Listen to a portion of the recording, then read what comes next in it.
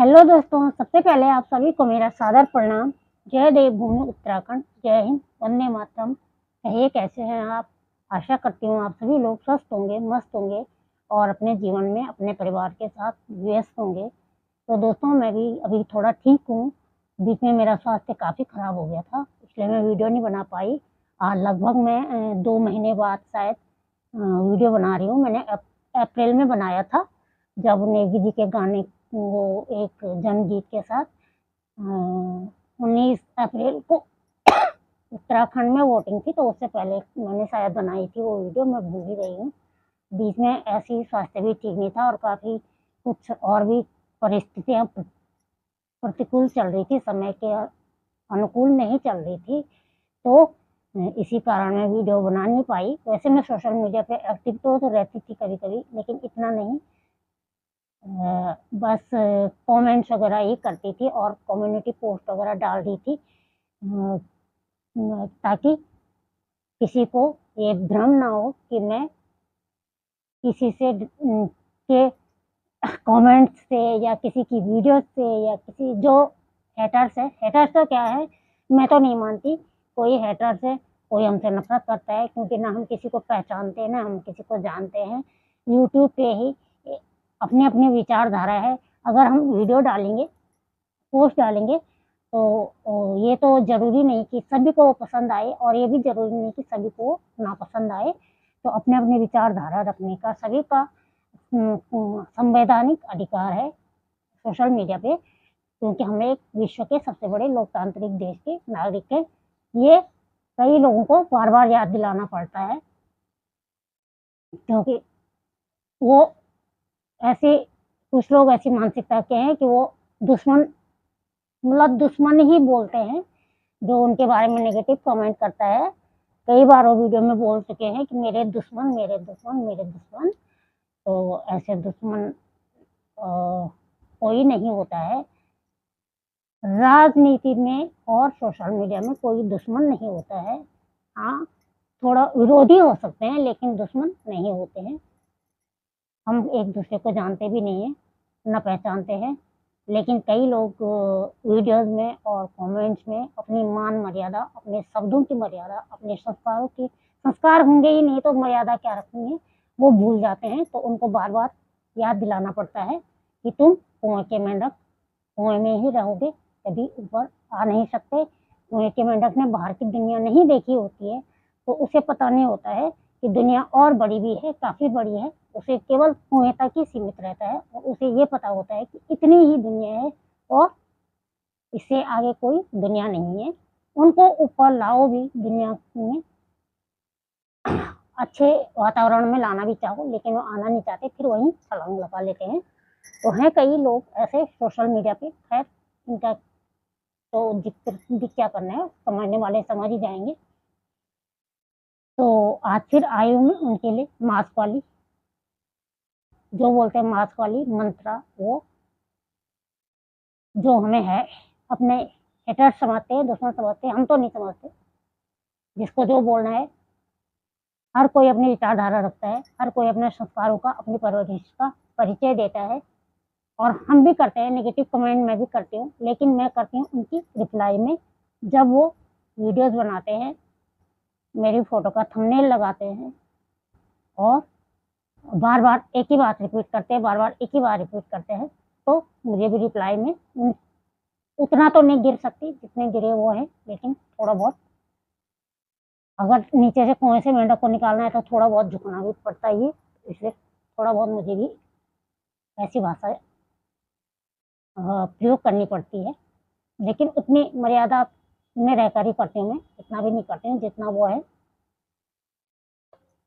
तो दोस्तों, आप सभी ने, चाहने वालों ने, कई लोगों ने मुझे पूछा भी कि आपकी वीडियो क्यों नहीं आ रही है? तो बस आज मैं लेकर आई हूँ आप लोगों के सामने, जो मैंने 2 महीने में वीडियो नहीं डाली और उसी बीच के अनुभव को, जो मतलब मैंने पहले भी बोला हुआ है कि मैंने अपना चैनल इसलिए खोला हुआ है कि मैं कविताएँ और कहानी और लेख वगैरह लिखती हूँ, और इन कविताओं में, कहानी में, लेख में, अगर चाहे मैंने किसी और का, पात्र का या किसी का वो भी किया होगा, नाम अलग भी रखा होगा, या कुछ और भी विषय पे लिखा, किसी भी विषय पे मैंने लिखा होगा, लेकिन अनुभव मेरा होगा, वो मेरे से संबंधित भी हो सकता है और मेरे किसी नॉन से, मतलब जानकार से संबंधित भी हो सकता है, उसके साथ ही घटना से संबंधित भी हो सकता है। तो 2 महीनों में एक तो मेरा स्वास्थ्य ठीक नहीं था, और जो मेरे को कुछ मैंने मतलब ऐसा अनुभव भी लिया है कि आज न तो महिला सशक्तिकरण दिवस है, न कुछ है, क्योंकि महिलाओं के लिए तो कोई दिन होता नहीं है और महिला के बिना कोई दिन होता भी नहीं है। तो मैंने आज अपने अनुभवों को 1-2 महीने के अनुभव को, जो मेरे मन में भाव उठे हैं, और उन्हीं को उतार के लाई हूँ एक स्वरचित कविता के रूप में महिला के लिए। तो उसी को लेके उपस्थित हुई हूँ आप सभी के सामने, मेरे यूट्यूब चैनल मन की कलम से में, या आपके यूट्यूब चैनल मन की कलम से में। मेरे यूट्यूब चैनल मन की कलम से में आप सभी का हार्दिक स्वागत है, हृदय से अभिनंदन है। तो दोस्तों, जैसे कि आप सभी को पता है कि हम 21वीं सदी में जी रहे हैं, फिर भी कहते तो हैं कि नारी यहाँ पहुँच गई, वहाँ पहुँच गई, बेटियों को ये दो, बेटी दिवस, महिला दिवस, ये वो, लेकिन अभी भी इस सत्य को कोई झुठला नहीं सकता कि हमारा समाज, खास करके हमारे भारत में पुरुष प्रधान समाज है। हर पुरुष एक सशक्त नारी की कल्पना करता है, लेकिन जहाँ पत्नी की बात आए तो वो सशक्त पत्नी को नहीं चाहता या नहीं सह सकता है। तो कुछ ऐसे ही अनुभव मैंने लिए हैं, देखा है इन 2 महीनों में। तो वही मैं, जो मन में भाव उठे, वही कविता के रूप में आप लोगों के समक्ष लेकर के आई हूँ। जैसे कि हम महिलाएं, चाहे हम कुछ भी कर रहे हैं, चाहे वो होम मेकर है या वो वर्किंग वुमेन्स हैं, सबके लिए वही है। मतलब अगर हमें पुरुषों के बराबर समझा जाता तो हमें आरक्षण क्यों दिया जाता? आरक्षण किसको दिया जाता है? दुर्बल को। तो अगर हम पुरुषों के बराबर समझा जाता तो हमें आरक्षण नहीं दिया जाता, हमें बराबर लड़ने का हक होता। चाहे समाज, चाहे दुनिया कितनी भी आगे बढ़ जाए, चाहे बेटियों ने 2-2 बार एवरेस्ट पे चली गई संतोष यादव के रूप में, चाहे सुनीता विलियम्स के रूप में 2 बार अंतरिक्ष में चली गई, चाहे पनडुब्बी चला रही हैं, चाहे वायुयान चला रही है, चाहे फाइटर प्लेन चला रही है, जल सेना, थल सेना, वायु सेना सभी में चली गई है, क्रिकेट में है, हॉकी में है, फुटबॉल में है, वॉलीबॉल में है, टेनिस, बैडमिंटन, सब चीज़ में, हर क्षेत्र में चाहे महिलाओं ने अपना परचम लहरा दिया है, फिर भी इसे कोई झुठला नहीं सकता कि भारत का पुरुष एक सशक्त महिला को कभी स्वीकार नहीं कर सकता, वो भी एक पत्नी के रूप में। हाँ, मैं सभी पुरुषों के लिए नहीं बोल रही हूँ, लेकिन होंगे 100 में से 10 या 20 जो स्वीकार कर सकते हैं कि महिला मेरे कंधे से कंधा मिलाकर चले। और तो मैं सभी महिलाओं को यही बोलना चाहती हूँ कि आप लोग, अब चुप रहने का ज़माना नहीं है। कितना सहोगे संस्कारों का, कि कितना रोना रोओगे? अरे कहीं मेरे माँ बाप की बेइज्जती ना हो जाए, कहीं मेरे भाई बहनों की बेइज्जती ना हो जाए, कहीं मेरे पड़ोसी न सुन लें, कहीं मेरे बच्चे पे गलत असर न पड़ जाए। कितना सहोगे, कितना दबोगे, कितना वो करोगे? चिल्लाओ, जोर से बोलना सीखो, जोर से बोलना सीखो, इसलिए नहीं, इसलिए जोर से बोलना मत सीखो कि आपको चिल्लाना आता है, बल्कि इसलिए जोर से बोलो कि उन बहरों को सुनाई दे जिनके कानों में अभी तक महिलाओं की आवाज़ नहीं गूंजती, उनके प्रति दया नहीं गूंजती, उनके प्रति सम्मान नहीं गूंजता है। उन बहरों के लिए चिल्लाओ, जोर से बोलना सीखो, अपनी कीमत समझो, अपनी वैल्यू समझो, अपने स्वाभिमान की कीमत समझो। तो मैं इसी पे मैंने देखा है, इसीलिए मैंने मन में कुछ भाव उठे। आज ना ऐसा कुछ नहीं था, लेकिन मैंने सोचा कि आज 2 महीने बाद इसी विषय पे बोल लेती हूँ। तो मत दबो, दबने का ये कोई वो नहीं है। कब तक रोना रोओगे? सिर्फ उसके लिए झुको, उसके लिए त्याग करो जिसको आपकी ज़रूरत है। जिनको आपकी ज़रूरत ही नहीं है, जो आपके बिना नहीं रह सकता, उसके लिए जियो। जो आपके बिना रह सकते हैं, जिसको आपकी ज़रूरत नहीं है, जिसको आपकी वैल्यू पता नहीं है, उसके लिए मत दबो। अपनी अलग पहचान बनाओ, और बना सकते हो। जिसके पास शरीर है, दिमाग है, प्रतिभा है, निखारो उसको, मत दबो चार दीवारी के अंदर। तो आज की कविता मेरी इसी पे आधारित है। चाहे आप इसको मेरा अनुभव समझें या कुछ भी समझें, मैं पहले भी बता चुकी हूँ कि ये मेरा जो भी मेरा लेख होगा, कविता होगी या गीत होगा या कहानी होगी, वो मेरे जीवन से ही संबंधित, मतलब मेरा अनुभव होगा। अपने अनुभव को ही मैंने अपने मनोभाव को कविता के रूप में या कहानी के रूप में या लेख के रूप में उतारा होगा, वही मैं अपने चैनल पे डालूंगी। तो आज लेके आई हूँ मैं पुरुष प्रधान समाज में महिला के लिए थोड़ा एक मोटिवेशनल प्रेरणादायक कविता अपने शब्दों में। तो चलिए कविता सुनते हैं। तो मैं आप लोगों को कविता सुनाती हूँ। मैंने इसमें लिखा हुआ है टाइप करके, जब जब मन में भाव आए मैंने टाइप करके लिखा हुआ है, और मैं आप लोगों को पढ़ के सुनाती हूँ। तो मेरी कविता का शीर्षक है अबला नहीं सबला। नारी को क्या बोलते हैं? अबला नारी। अबला मतलब जिसपे कोई बल नहीं है, दुर्बल। लेकिन हम अबला नहीं है, सबला है, जो अपने पेट में एक दूसरे प्राणी को 9 महीने पाल सकती है, एक नए जीवन को जन्म दे सकती है, वो कभी अबला नहीं होती। जो स्वतंत्रता सेनानियों को जन्म दे सकती है, वो अबला नहीं होती है। जो रानी लक्ष्मीबाई के रूप में तलवार उठा सकती है, वो अबला नहीं होती है। जो भारत की प्रधानमंत्री राष्ट्रपति का पद संभाल सकती है, वो अबला नहीं होती। जो अंतरिक्ष को छू सकती है, एवरेस्ट में झंडा लहरा सकती है, एवरेस्ट फतह कर सकती है, पानी में नेवी में जा सकती है, थल सेना में जा सकती है, फाइटर प्लेन चला सकती है, वो अबला नहीं होती है। हम अबला नहीं है, अबला नारी नहीं है, हम सबला है। हमें अपनी शक्ति को पहचानना होगा। तो मेरी कविता का शीर्षक है अबला नहीं सबला। आशा करती हूँ आप सभी लोगों को पसंद आएगी। तो चलिए, कविता का शीर्षक है अबला नहीं सबला। तो मैंने लिखा है, तू लक्ष्मी नारायणी घर की आन बान शान है। तू लक्ष्मी नारायणी घर की आन बान शान है। मतलब किताबों में, कहावतों में, कहानियों में वैसे कोई समझता नहीं है। 100 में से 10 या 20% समझते होंगे, जो मैंने पहले भी कहा है। हाँ, अपनी बेटी को समझते हैं, अपनी बेटियों को सब समझते हैं, लेकिन मुझे नहीं लगता दूसरे की बेटियों को कोई समझता होगा। दूसरे की बेटियां तो बस, तू लक्ष्मी नारायणी घर की आन बान शान है, परंतु यह भी सच है कि सोच अभी भी पुरुष प्रधान है। तू लक्ष्मी नारायणी घर की आन बान शान है, परंतु यह भी सच है कि सोच अभी भी पुरुष प्रधान है। अबला नहीं बेचारी नहीं तू अपनी पहचान कर। अबला नहीं बेचारी नहीं तू अपनी पहचान कर। जी ले जरा खुद के लिए चल अपना उत्थान कर। जी ले जरा खुद के लिए चल अपना उत्थान कर।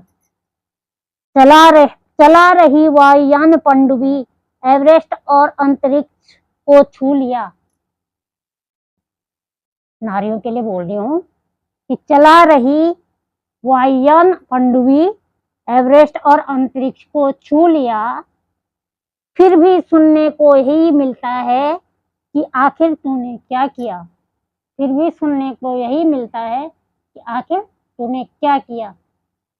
आप सभी लोगों को पता होगा, अधिकतर पुरुष जो अच्छे संस्कार वाले होंगे, वही मैंने बार बार बोला, 100 में से 10 या 20% सबके लिए नहीं बोल रही, 100 में से 10 या 20% हैं जो समझते हैं, लेकिन अधिकतर पुरुषों का यही होता है कि तुम करती क्या हो, खासकर होम मेकर के लिए, हाउस वाइफ के लिए, गृहिणियों के लिए, कि तुम करती क्या हो घर की चारदीवारी में बैठकर। तो चला रही वायुयान पनडुब्बी एवरेस्ट और अंतरिक्ष को छू लिया, फिर भी सुनने को यही मिलता है कि आखिर तूने क्या किया। बहुत किया त्याग तूने, सर्वस्व किया अपना बलिदान। बहुत किया त्याग तूने, सर्वस्व किया अपना बलिदान। अब आंसू नहीं आंख दिखा और बढ़ा खुद का सम्मान। अब आंसू नहीं, तू आंख दिखा और बढ़ा खुद का सम्मान। बंधकर मान मर्यादाओं में खुद को छलनी कर दिया। बंधकर मान मर्यादाओं में खुद को छलनी कर दिया। भूल गई अपनी शक्ति और हृदय करुणा से भर दिया। बंधकर मान मर्यादाओं में खुद को छलनी कर दिया। भूल गई अपनी शक्ति और हृदय करुणा से भर दिया। जब तक सब जुल्म सहती, सब कहे तू संस्कारी है। जब तक सब जुल्म सहती, सब कहे तू संस्कारी है। मुंह खोल दिया खुद के लिए तो समझते अहंकारी है। जब तक सब जुल्म सहती, सब कहते तू संस्कारी है। मुंह खोल दिया खुद के लिए तो कहते तू अहंकारी, तो समझते अहंकारी है। खोल पंख और उड़ तू भी, फिर देख तेरा क्या सम्मान है। खोल पंख और उड़ तू भी, फिर देख तेरा क्या सम्मान है। मत दबा खुद की ताकत को, क्योंकि सोच पुरुष प्रधान है। क्योंकि सोच पुरुष प्रधान है। दोस्तों, ये थी मेरी छोटी सी कविता। लिखने के लिए तो बहुत सारा है, लेकिन थोड़ा थोड़ा करके लिखूंगी। आशा करती हूँ आप सभी लोगों को पसंद आई होगी।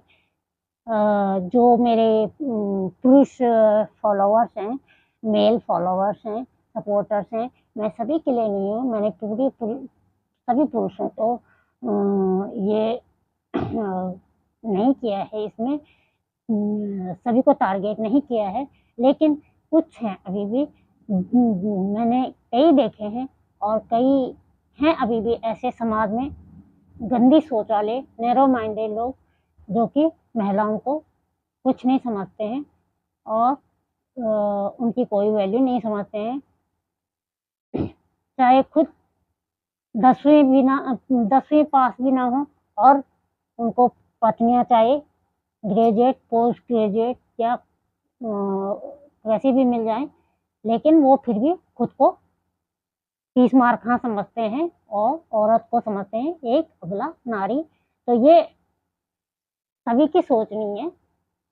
कुछ मैंने जो देखा है अपने मनोभाव में मेरे जो आया है, उसी को मैंने इस पर उतारा है। उतारने के लिए तो बहुत ज़्यादा है, लेकिन धीरे धीरे करके लिखूंगी। आज के लिए इतना ही था। बस आज थोड़ा 2 महीने बाद उपस्थिति दर्ज करानी थी, तो आज के लिए इतना ही लेके आई हूँ। फिर इसके बाद लेकर के आऊँगी। अभी मेरा मन किया तो मैंने इसी पे लिख दिया। मूड की बात है। आज गाने वगैरह का पहले सोचा कि महिलाओं की नारी शक्ति पे कोई गाना गीत वगैरह गा लूँ, लेकिन सोचा आज स्वरचित कविता ही अपने मनोभावों को ही सबके सामने रख दूँ। तो आपके लिए इतना ही, और आप सभी का प्यार, उत्साहवर्धन और स्नेह रहा तो, और मेरे स्वास्थ्य ने साथ दिया तो अब मैं जल्दी आप लोगों के सामने वीडियोज लेके आऊँगी। कभी गीत, कभी भजन, कभी कविता वगैरह। और तो आज के लिए इतना ही। फिर मिलती हूँ आपको एक नए वीडियो के साथ, कुछ नया लेके, कुछ नए अनुभवों के साथ, नई एनर्जी के साथ। तब तक के लिए आप सभी लोग स्वस्थ रहिए, मस्त रहिए, हंसते रहिए, मुस्कुराते रहिए, गुनगुनाते रहिए और पॉजिटिव रहिए और पॉजिटिव सोचिए। अपना ख्याल रखिए, अपनों का ख्याल रखिए। दोस्तों गर्मी काफ़ी ज़्यादा हो रही है, खासकर दिल्ली में तो बहुत ही ज़्यादा गर्मी हो रही है।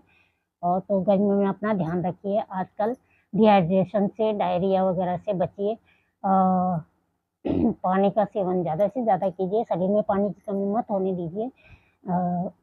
जैसे तरबूज, खीरा वगैरह, इन फलों में पानी की मात्रा ज़्यादा पाई जाती है। खरबूजा, ऐसी चीज़ों का सेवन कीजिए।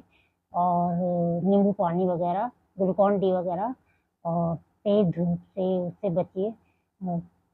गाँव में तो मौसम बहुत अच्छा होगा शायद, कहीं कहीं है गांव, जैसे हमारे उत्तराखंड में है तो वहाँ तो आजकल, मेरे ससुराल में है चमोली गढ़वाल में, तो वहाँ तो आजकल भी रजाई ओढ़कर सोते हैं। और हम जब जाते हैं तो गर्म कपड़े लेके जाते हैं आजकल भी। लेकिन सभी जगह नहीं है, उत्तराखंड में भी कई जगह तो बहुत गर्मी है। और दोस्तों सॉरी, मैं स्टार्टिंग में अपना परिचय देना भूल गई। जो मेरे नए सब्सक्राइबर्स हैं, नए व्यूअर्स हैं, उनको संक्षेप में अपना परिचय दे देती हूँ। मेरा नाम भुवनेश्वरी नेगी है। मैं देवभूमि उत्तराखंड की हूँ। मेरा मायका देवभूमि उत्तराखंड के पौड़ी गढ़वाल जिले के खिस्सू ब्लॉक में है। और मेरा ससुराल देवभूमि उत्तराखंड के चमोली जिले के गैरसैंण ब्लॉक में, देवभूमि उत्तराखंड की ग्रीष्मकालीन राजधानी गैरसैंण के काफ़ी निकट है। तो यही मेरा संक्षेप में परिचय है। ज़्यादा डिटेल में परिचय देना सोशल मीडिया पे सही नहीं है। और रहती मैं दिल्ली में हूँ। तो आज के लिए इतना ही, फिर मिलते हैं आपको एक नई वीडियो में कुछ नया लेके।